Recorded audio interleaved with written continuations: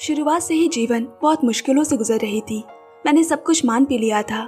अचानक एक दिन तुम आए और मेरे चेहरे पर पहली बार मुस्कान आई। इसके बाद सब ठीक चल रहा था और अचानक एक दिन सब कुछ बिखर गया। आंखें खोली और देखा कि मैं वही खड़ी हूँ जहाँ से मैंने शुरुआत की थी। फिर से वही जीवन। कहा जाता है कि अकेले जिंदगी जीना संभव नहीं है, लेकिन अगर कोई चाहे तो वो अकेले जी सकता है और खुद को बचाने के लिए जो कुछ भी करने की जरूरत पड़े वो सब कुछ कर सकता है। एक खूबसूरत लड़की अकेले साल दर साल एक दलदली जंगल जैसी जगह पर क्यों अकेली पड़ी है? वो खुद उस जगह से बाहर क्यों नहीं आना चाहती? एक बिल्कुल ही अलग तरह की मिस्ट्री थ्रिलर एक और बार मूवी स्ट्राइप लेकर आ चुकी है। 2022 की वेयर द क्रोडैट सिंग्स IMDb 7.2। दोस्तों, कहानी शुरू करने से पहले आप सबके लिए एक सरप्राइज है जिसका आप सबको इंतजार था। वो पल आ चुका है। हम अपना मूवी स्ट्राइप व्लॉगिंग चैनल लेकर आ चुके हैं जहां आप हमसे जुड़ सकते हैं। हम बहुत जल्द एक Q&A राउंड लेकर आने वाले हैं, तो अब आपके जो भी सवाल है वो हमसे पूछ सकते हैं। इसके लिए अपने क्वेश्चंस हमें मूवी स्ट्राइप व्लॉग चैनल के कमेंट बॉक्स में ड्रॉप करें। चैनल की लिंक डिस्क्रिप्शन बॉक्स में है। तो दोस्तों, जल्दी कमेंट्स करें, कहीं आपके सवाल छूट ना जाए और हमारे इस नए व्लॉगिंग चैनल को ढेर सारा प्यार देना। आपसे जल्द ही वहाँ मुलाकात होगी। चलिए कहानी में खोया जाए। साल 1959, 30 अक्टूबर की सुबह है उत्तरी कैरोलिना में बर्कली कॉफ। यहाँ कुछ बच्चे साइकिल चलाते समय एक लाश को पड़ा हुआ देखते हैं और पुलिस को खबर देते हैं। पुलिस को जांच कर पता चला कि मरने वाले का नाम चेस एंड्रूज है। पुलिस ये भी देखती है कि दलदल के पास एक ऊंची मीनार की खाली जगह से किसी ने चेस को नीचे ढकेला है और चेस के कपड़ों पर कुछ लाल रंग के उनके टुकड़े पाए गए हैं। चेस के परिवार सहित हर कोई कहने लगा कि ये जरूर उस मार्शकल यानी दलदल में रहने वाली लड़की का काम है। पुलिस को भी उसी पर शक होता है और उसके घर जाकर एक लाल रंग की टोपी भी बरामद करती है। पुलिस ने मान लिया कि हत्या इसी लड़की ने की है। उस लड़की को गिरफ्तार कर लिया जाता है। हर कोई उस लड़की को मार्शकल क्यों कहता था? क्योंकि लड़की इन दलदल के बीच रहती थी और दलदल को मार्श कहा जाता है, इसलिए लड़की को भी मार्शकल कहा जाता। उसका असली नाम है कैथरीन। कोर्ट में इन हत्या के मामलों की सुनवाई से पहले टॉम नाम का एक वकील कैथरीन से मिलने आया। टॉम ने कैथरीन से पूछा, सुना है कि तुम उस दलदली जगह पर अकेली रहती हो, तुम्हारा परिवार कहाँ है? अगर तुम अपनी सारी बातें सच सच बताओगी तो मैं तुम्हें झूठी सजा से बचा सकता हूँ। कैथरीन कैसे एक नजरों से उसे देखती है और फिर उसने अपनी अतीत की कहानी सुनाना शुरू किया। कहानी पीछे जाती है। कुछ साल पहले की घटनाएं दिखाई जाती है। साल 1953। उस मार्श यानी दलदल वाली जगह में कैथरीन का परिवार रहा करता था। कैथरीन को बचपन से काया नाम से बुलाया जाता। काया के परिवार में उसके 5 भाई बहन और उसके माँ बाबा रहते थे। वो घर में सबसे छोटी थी।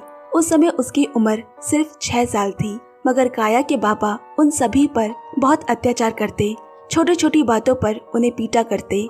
इसी तरह एक दिन काया के बाबा ने उसकी माँ को इतनी बुरी तरह से पीटा कि काया की माँ सबको वहीं छोड़कर घर से चली गई। इसके बाद एक एक कर उसके 3 भाई बहन, यहाँ तक कि कुछ समय बाद बड़ा भाई जॉडी भी अपने बाबा के अत्याचार से तंग आकर घर छोड़ दिया। जॉडी के जाने के समय उसने अपनी छोटी बहन काया से कहा, अगर तुम्हें कभी डर लगे तो बहुत दूर भाग जाना, वेयर द क्रोडैट सिंग्स, यानी जहाँ झींगे गाते हैं। ठीक वैसे ही जैसे माँ कहती थी। एक एक कर सब चले गए, लेकिन काया वहाँ से कहीं नहीं गई। वो अपने बाबा के साथ ही रह गई। जब उसके बाबा बहुत गुस्सा होते तो छोटी काया डर जाती थी और फिर अपने बाबा का स्पीड बोट लेकर उसकी माँ जिस काल्पनिक जगह की बात कहती थी, यानी जहाँ झींगे गाते हैं, वो उस जगह को ढूंढने निकल पड़ती। माँ की सांत्वना देने वाली काल्पनिक जगह को भोली काया असली मानकर उसे ढूंढने निकल पड़ती। असल में काया की माँ भी जानती है कि ऐसी कोई जगह नहीं है, ये एक झूठ है, लेकिन फिर भी उसने अपने बच्चों को वो झूठ सिखाया, क्योंकि अगर कोई खतरा हो या उसके बाबा उसे पीटने लगे तो वो उस जगह की तलाश में उस खतरे या अपने बाबा से बहुत दूर चले जाए। इसलिए उसकी माँ ने बड़ी चतुराई से इस झूठ को अपने बच्चों के दिमाग में डाल दिया था। ऐसे करते करते एक दिन उसके पते पर काया की माँ का एक खत आया।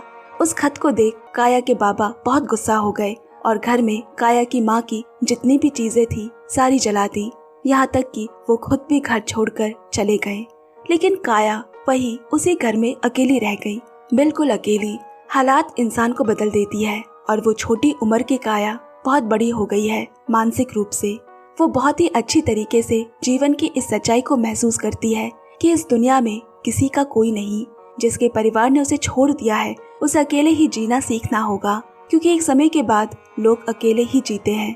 थोड़ी दूर एक दुकान में काया मार्श के आसपास पाए जाने वाले शंख और समुद्री मछलियां पकड़ती और उन्हें उस दुकान में बेचा करती। जब उसके हम उम्र के बच्चे अपने माँ बाबा के साथ स्कूल जाते, पढ़ाई करते, खेलते, काया तब अपने तरीके से अकेले उस दलदल में जीवन गुजार रही थी। ऐसे ही दिन, महीने, साल बीतते गए। समय थोड़ा और आगे बढ़ा। साल 1962। काया अब बड़ी हो गई है। उसके इस अकेले जीवन में उसका परिवार था, मार्श के घने जंगल, पेड़ पौधे, अलग अलग प्रकार के पक्षी, यानी उसने प्रकृति की हर चीज को अपना बना लिया था। और काया प्रकृति से इतना प्यार करती थी कि जब भी समय मिलता वो मार्श में इधर उधर घूमती और पक्षियों के टूटे पंख इकट्ठा करती। एक दिन उसकी मुलाकात टेट नाम के एक व्यक्ति से हुई। टेट कभी काया के भाई जॉर्डे का दोस्त था और टेट अक्सर मार्श में आया करता है। वो काया को दूर से पक्षियों के पंख इकट्ठा करते हुए देखता था। टेट ने एक दिन काया को एक खत और खेती के लिए कुछ सब्जियों के बीज और कुछ दूसरे पक्षियों के पंख देता है, मगर काया कहती है, मैं खत नहीं पढ़ पाऊंगी क्योंकि मैं पढ़ना लिखना नहीं जानती। काया अपने जीवन में एक ही बार स्कूल गई थी। उसे लेकर उस दिन सबने बहुत हंसी मजाक किया था, जिसके बाद ही काया कभी स्कूल नहीं गई। टेट बोला, मैं तुम्हें पढ़ना लिखना सिखा सकता हूँ, क्या तुम सीखोगी? काया मान गई। टेट उसे पढ़ना लिखना सिखाने लगा। काया भी बहुत जल्द बहुत कुछ सीख जाती है। अब धीरे धीरे काया को प्रकृति या नेचर बहुत पसंद था, इसीलिए टेट उसे पृथ्वी के विभिन्न प्रकार के जीव जंतु, झीलों आदि पर लिखी अलग अलग किताबें लाता। काया को प्रकृति के बारे में उन किताबों से नॉलेज मिलने लगी। सब कुछ इस तरह आगे बढ़ता रहा। उन किताबों के साथ साथ काया एक और सवाल का जवाब बहुत तीव्रता से ढूंढती कि इंसान के अलावा बाकी पशु पक्षी अपने बच्चों के बड़े होने पर उन्हें क्यों छोड़ जाते हैं, ताकि काया खुद को ये समझा सके कि उसकी माँ जरूर उसकी भलाई के बारे में सोचकर उसे छोड़ गई थी। क्योंकि काया अभी भी अपनी माँ की कमी महसूस करती है, अपने परिवार की कमी महसूस करती है। माँ बाप की गोद में खेलने कूदने की उम्र में तब से वो उस दलदल जल जंगल में अकेली रह रही थी। टेट ने देखा कि काया में अच्छी तस्वीरें बनाने के गुण है, इसीलिए तस्वीर बनाने के लिए वो रंग, ब्रश, ड्राइंग बुक ये सब ले आता। वहाँ बाकी जो भी परिवार रहते थे वो काया को अच्छी नजर से नहीं देखते। कम उम्र की लड़की माँ बाप और परिवार के बिना पूरी तरह से अकेली रहती है, इसीलिए उसे लेकर बहुत उल्टी सीधी बातें करते। कोई कहता कि लड़की का दिमाग ठीक नहीं है, वो पागल है। कोई कहता कि उसके अंदर बुरी आत्मा या चुड़ैल छुपी हुई है। लेकिन टेट को इन सब से कोई फर्क नहीं पड़ता था। टेट और काया दोनों एक दूसरे से प्यार करने लगे। टेट एक बहुत ही अच्छा और जिम्मेदार लड़का है और काया की बहुत परवाह भी करता है। यहाँ तक कि काया जैसी इतनी सुंदर लड़की को पाकर भी उसने कभी फायदा नहीं उठाना चाहा। सब कुछ ठीक चल रहा था। एक दिन टेट ने काया से कहा, मुझे शहर के अच्छे कॉलेज में पढ़ने का मौका मिला है और इसके साथ ही लेबोरेटरी में एक्सपेरिमेंट और नौकरी का भी अवसर मिला है। काया ये सुनकर खुश होने से ज्यादा दुखी हो जाती है। वो टूट जाती है और सोचने लगती है, मेरे घर के लोगों की तरह टेट भी अब मुझे छोड़कर चला जाएगा। जिस दिन टेट शहर जाने से पहले काया से मिलने आता है, काया ने उससे कहा, मैं जानती हूँ कि शहर जाने पर तुम मुझे भूल जाओगे, तुम कभी वापस नहीं आओगे। लेकिन टेट ने काया को किसी तरह शांत किया और उसे भरोसा दिलाते हुए कहा, चिंता मत करो, मैं तुम्हें कभी नहीं भूलूंगा। और ये कागज रखो, यहाँ मैंने कुछ पब्लिकेशंस के नाम और पते दे रखे हैं जो किताबें छापते हैं। मैं जानता हूँ कि नेचर के बारे में तुमने जिस तरह से जाना है या तुम जिस तरह से जानती हो, ऐसे बहुत कम ही लोग हैं जो उस तरह से जानते हैं। तुम उन पर एक किताब लिखो। कोई भी तुम्हारा लिखा देख किताब छापना चाहेगा। मेरे जाने के बाद तुम इस पते पर संपर्क करना। अगर वो तुम्हारी किताबें छापते हैं तो तुम्हें कुछ पैसे भी मिलेंगे। और मैं जानता हूँ कि तुम इस जगह को छोड़कर कहीं जाना नहीं चाहती, इसलिए तुम्हें कहीं जाने की जरूरत भी नहीं। तुम घर बैठे ही काम कर सकती हो। और मैं तुमसे वादा करता हूँ, मैं अगले महीने की 4 तारीख तक वापस आऊंगा। तुम समंदर के किनारे मेरा इंतजार करना। टेट चला गया और काया इंतजार करती रहती है। दिन बीतने लगे। सच में प्यार करने वाले इंसान का इंतजार करना 1 सेकंड भी 1 घंटे जैसा लगता है। समय गुजरा, 1 महीना बीत गया। टेट की बातों के मुताबिक काया उसके लिए समंदर के किनारे इंतजार करती है। सुबह से दोपहर हुई, दोपहर से रात, लेकिन टेट तो फिर भी नहीं लौटा। काया समझ गई, पहले जो उसने सोचा था वही बिल्कुल सच था। टेट उसे छोड़कर चला गया। काया मन ही मन बिल्कुल ही टूटकर आंसू बहाने लगी। प्यार करने वाला एक ही था मेरा, वो भी चला गया। मैंने जिंदगी में जब भी किसी को पकड़कर जीना चाहा, वही मेरा हाथ छुड़ा कर चला गया। एकमात्र टेट ही ऐसा था जिसने काया को नए सिरे से जीना सिखाया था। इसीलिए टेट की कमी उसे घेर लेती है, एक अजीब सा अकेलापन। लेकिन जितने बार भी उसके करीबी लोगों ने उसकी तरफ से मुंह फेरा और उसे अकेला छोड़ दिया, इस प्रकृति ने, इस मार्श ने, इस जलभूमि ने उसे फिर से आगे बढ़ने के लिए मन में साहस दिया, क्योंकि वो प्रकृति में ही बड़ी हुई है। काया अब पहले की तरह प्रकृति के साथ और भी अधिक समय बिताने लगी, लेकिन वो अनजान थी कि उसकी जिंदगी पूरी तरह से एक अलग मोड़ लेने वाला है। एक दिन काया ने देखा कि कुछ प्रमोटर उसे कुछ पैसे देकर उस जगह को खरीदने की साजिश रच रहे हैं। वो वहाँ होटल बनाना चाहते हैं। काया का दिल कांप उठा। सबके उसे छोड़कर चले जाने के बाद उसका अपना कहे तो ये जगह, ये मार्श ही है। अगर कोई उसे भी ले ले तो उसके जीने की आखिरी उम्मीद भी चली जाएगी। अब काया को टैक्स ऑफिस में जाकर पता चला कि वो जगह काया के दादाजी के नाम पर खरीदी गई है और कई सालों से उस घर का लगान या टैक्स बकाया है। काया अगर उस लगान को चुका देती है तो वो उस घर को रख पाएगी। काया को याद आया, टेट ने उसे कुछ पब्लिशर्स के पते दिए थे, उनसे एक बार संपर्क करना चाहिए। अगर कुछ पैसे मिल जाए, कम से कम अपना घर तो रख पाएगी।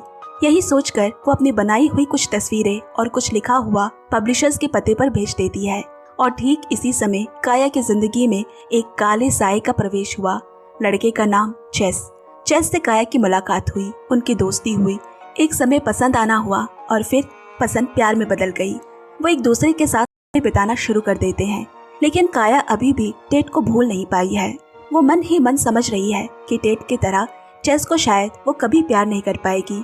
लेकिन उसकी इस मानसिक स्थिति में जब टेट चला गया, उसका घर भी उसके हाथ से जाने वाला है, उसे एक सहारा की जरूरत थी। चेस को ये मौका मिला, मगर काया यही गलती कर बैठती है। काया सोचती है कि जब चेस उसके साथ होता है तो उसे अकेला महसूस नहीं होता।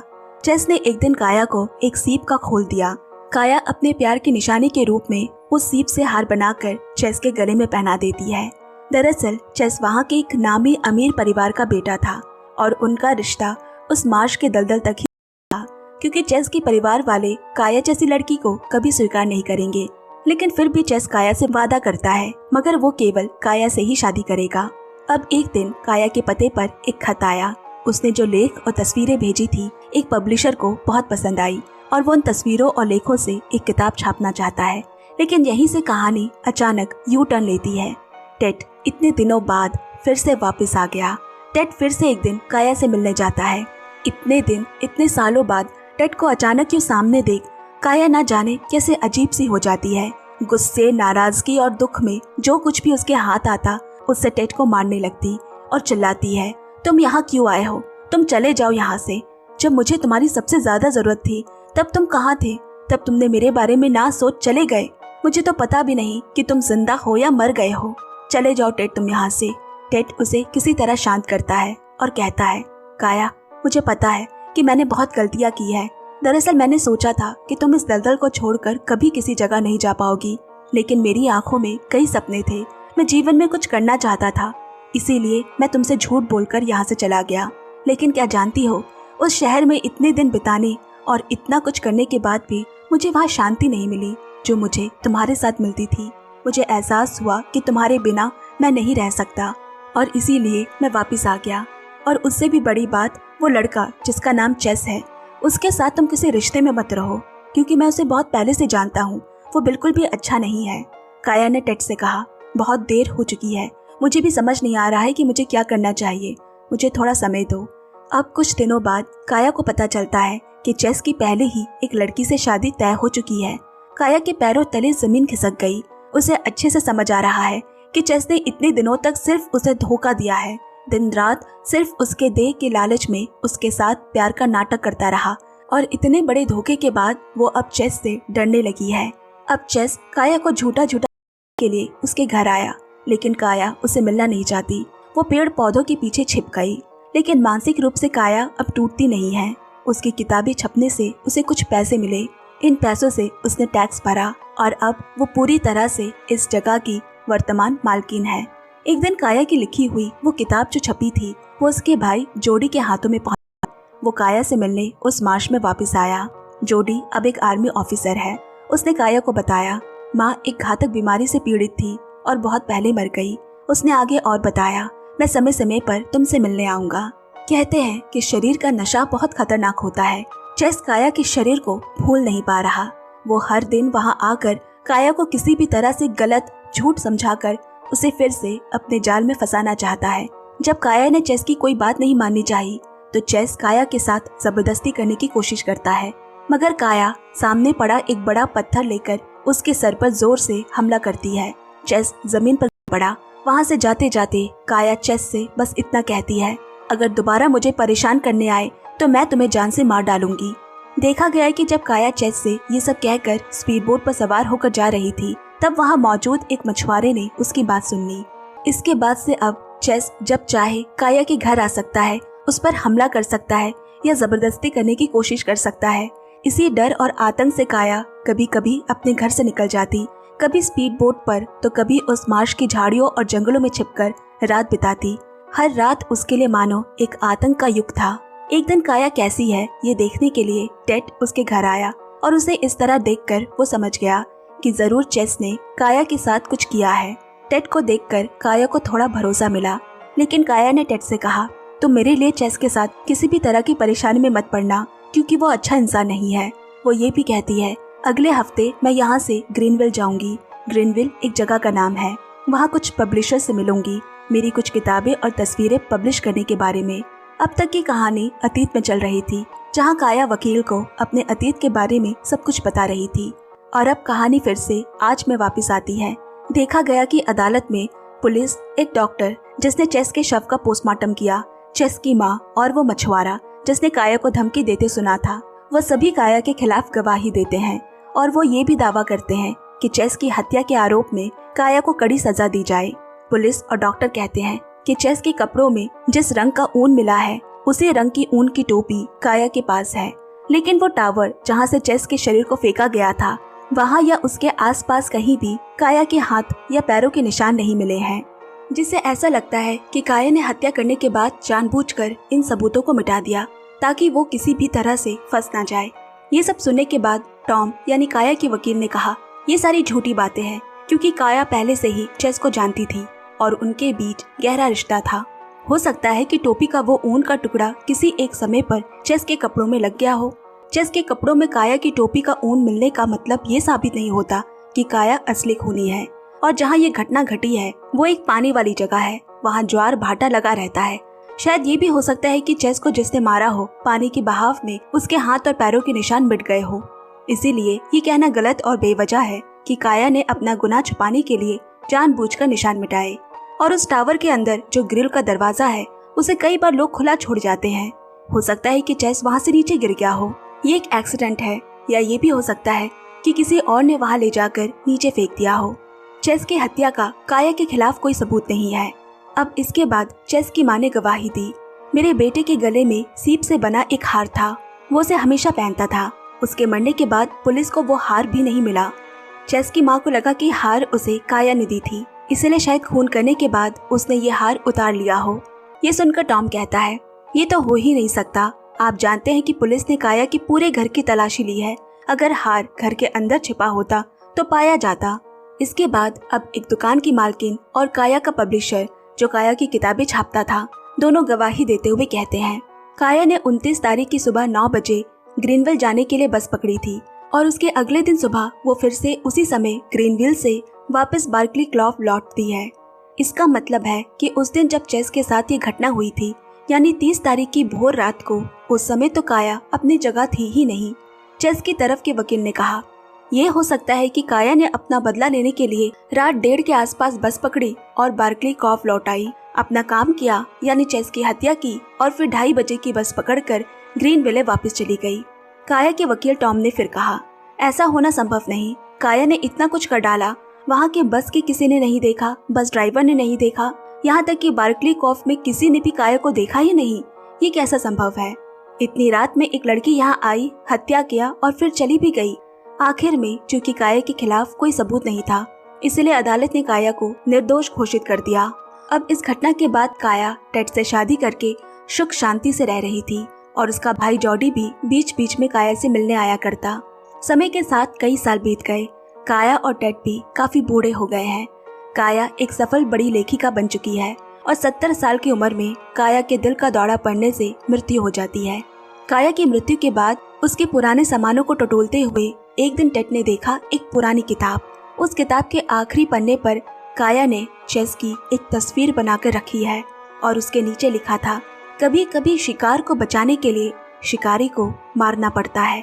और पन्ना पलटते ही टेड ने देखा कि किताब के अंदर के कुछ पन्ने काटकर एक जगह बनाई गई है जहां चेस का वो सीप का हार रखा हुआ है। टेड ये देख साफ समझ गया कि चेस की हत्या असल में काया ने ही की थी और काया का ये राज ही रखने के लिए उसने उस हार को समंदर में बहा दिया और कहानी भी यही खत्म हो जाती है। लेकिन काया ने उस दिन चेस की हत्या कैसे की, इस सवाल का जवाब ऑडियंस के लिए छोड़ दिया गया। क्या घटा होगा उस रात? तो देखो, सबसे पहले चेस का आतंक दिन पर दिन बढ़ता जा रहा था। चेस कुछ भी कर सकता था और इस डर से काया कभी झाड़ियों में छिप जाती थी, कभी स्पीड बोट को लेकर पानी के बीच चली जाती और वो रात वही बिताती। कहते हैं कि किसी इंसान को इतना भी मत डराओ कि डर नाम का शब्द उसके मन से मिट जाए। काया के साथ भी यही हुआ। वो बचपन से ही इतना कुछ सहते सहते अकेली ही बड़ी हुई है। जब उसने कमाना शुरू किया, उसकी जिंदगी में फिर से टेड आ गया। सब कुछ ठीक था, लेकिन बस चेस का डर उसे ठीक से जीने नहीं दे रहा था। इसलिए उसने तय किया कि उसे चेस से छुटकारा पाना होगा और उसने एक प्लान बनाया। जिस दिन उसने ग्रीन विले जाना था, शायद उसी दिन या उसके पहले दिन उसने चेस को उस टावर पर आने को कहा होगा और वो ग्रीन विले गई, वहाँ अपना काम किया और चुपके से उस रात वो वापस आ गई। चूँकि वो प्रकृति के बीच ही पली बड़ी है, वो झाड़ी, पेड़ पौधे, जंगलों को बहुत अच्छी तरह से जानती है। उसके लिए वहाँ छिपना बहुत ही आसान था। जब चेस उसका इंतजार कर रहा था तो उसने चेस को वहीं मार दिया और फिर वो दोबारा ग्रीन विले जा पहुंची। अगले दिन वो साधारण तरीके से दोबारा बस पकड़कर अपने घर लौट आई होगी। मुझे तो ऐसा ही लगता है। आपको क्या लगता है दोस्तों? कमेंट्स में जरूर शेयर करें। आई होप दोस्तों आज का वीडियो आपको अच्छा लगा हो। अगर अच्छा लगा तो वीडियो को लाइक और शेयर करके हमें सपोर्ट करें और हाँ, हाइप कमेंट्स में हमें पॉइंट्स जरूर दें ताकि हमारी ये कहानी और भी लोगों तक पहुंच सके। धन्यवाद दोस्तों। जल्द मिलते हैं अगली कहानी के साथ। तब तक bye bye and take care.